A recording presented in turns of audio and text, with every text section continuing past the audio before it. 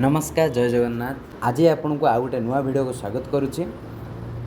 +3 fast year रे admission करथिबा पिलामान पई बहुत बड़ खुशी खबर, जोटा कि सेमान पई रिलायंस इंडस्ट्री आनची स्कॉलरशिप रो सुविधा। आसंतु डिटेल्स रे जानिबा। देखि नियंतु रिलायंस फाउंडेशन तरफ ये जो आडटा आसी जाइछि, ए आड रे एलिजिबिलिटी रहिछि आपण जणे इंडियन होइथिबा दरकार। नेक्स्ट आपण 12th रे मिनिमम 60% मार्क थिबा दरकार। नेक्स्ट आपणकर फैमिली इनकम 15 लाख रु कम।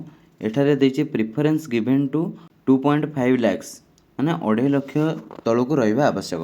एप्लीकेशन रो अप्लाई डेट अगस्त 21 तारिख रु आरंभ होई सारछि। अक्टोबर 4 रे यार शेष तारिख रहिछि एवं एप्लीकेशन अप्लाई करि सरिया पर 10 रु 15 अक्टोबर मध्य रे यार सिलेक्शन यार गोटे टेस्ट दिया जिवो। टेस्ट पर आपनकर डिसेंबर मास रे फाइनल रिजल्ट आसी जिवो। एहा को अप्लाई करिया पे आवश्यक डॉक्यूमेंट कोन रहिछि ना आपनकर आधार कार्ड रे मोबाइल नंबर लिंक थिबा निहाती जरूरी।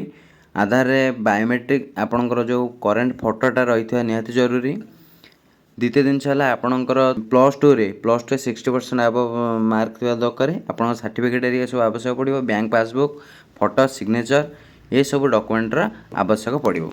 आशा करूछि एप्लीकेशन अप्लाई पई जहाँ सब क्राइटेरिया आवश्यक संपूर्ण इनफॉरमेशन दे सारछि। वीडियोटी आपनकर +3 सांगाती जदि कि अछंती +3 फर्स्ट ईयर पढुचंती सेही मानन पाको शेयर कर दियंतु। सेमान पई निहाती जरूरी एवं एही परि इन्फॉर्मेटिव वीडियो पाए पई मो चैनल को सब्सक्राइब करंतु। रहूछि जय जगन्नाथ।